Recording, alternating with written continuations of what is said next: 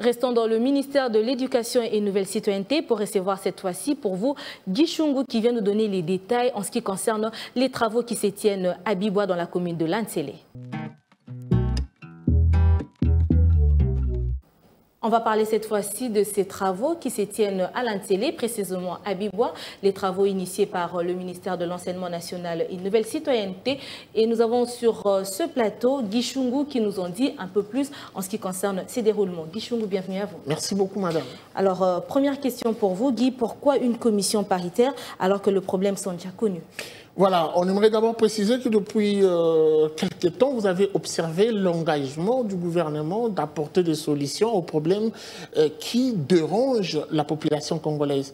Et vous avez sûrement suivi les différentes déclarations, notamment la sortie médiatique du ministre du vice-premier ministre, ministre de l'économie, qui est revenu notamment sur cette batterie des mesures qui doit être mise en place pour soulager le panier de la ménagère.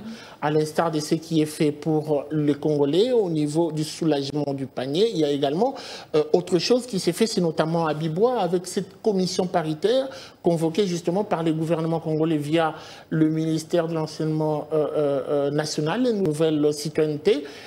De travaux qui reposent sur la préparation de la rentrée scolaire 2024-2025.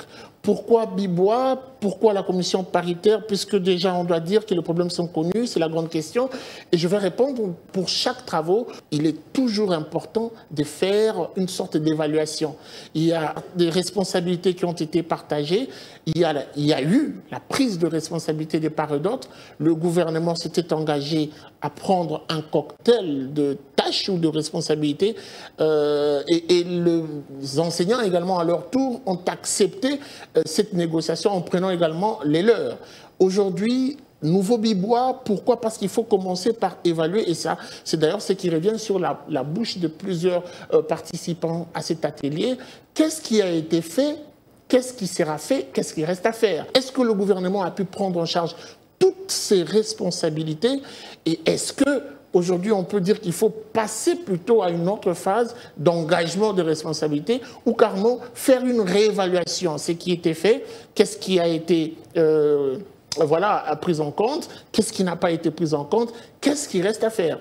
Nouveau Bibois, je veux le dire autrement avec mes mots, c'est un moment de réexamination, notamment de ce qui a été décidé avec l'abécédaire qui a été déposé lors du précédent Bibois qui s'est tenu justement au même endroit, en Scellé, dans ce village. Le cadre favorable qui a été offert et choisi pour ces travaux qui se tiennent depuis quelques temps, quelques jours. Est-ce que vous êtes participant à cette commission? J'aimerais quand même ici que vous puissiez nous dire comment se font les travaux. Je parle de l'organisation.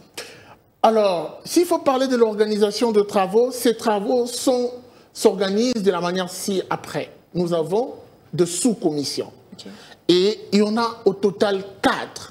Il y a une sous-commission qui se chargera de la carrière et retraite, une autre sous-commission qui abordera la santé et la cantine scolaire, une troisième qui parlera des statuts particuliers de l'enseignant et enfin une quatrième sous-commission qui se focalisera sur la rémunération. On a noté comme ça les différents cas de décès dans les travaux précédents. Alors on veut savoir, est-ce que pour cette fois-ci, il y a des précautions qui ont été prises?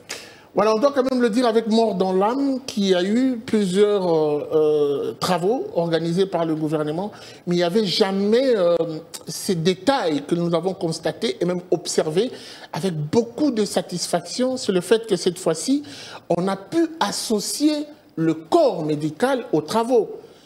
Hier, on pouvait remarquer les syndicalistes venir. Vous savez que le travail, c'est notamment des moments de stress, un peu de nervosité, le surchauffement qu'il y a avec les syndicalistes et tout, c'est toujours pas très facile quand on n'a pas les deux pieds sur terre ou on a quelques antécédents médicaux, ça complique un tout petit peu la prise en charge, surtout lorsqu'il n'y a pas le corps approprié pour faire le suivi.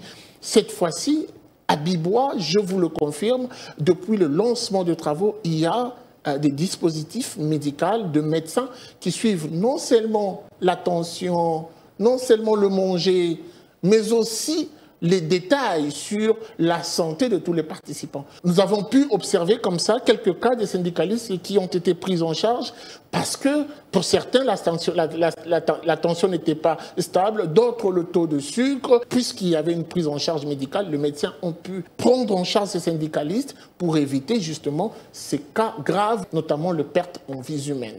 Guy Choungou, c'était un plaisir de partager ce plateau avec vous. Merci d'avoir répondu à notre invitation. Merci à vous, madame.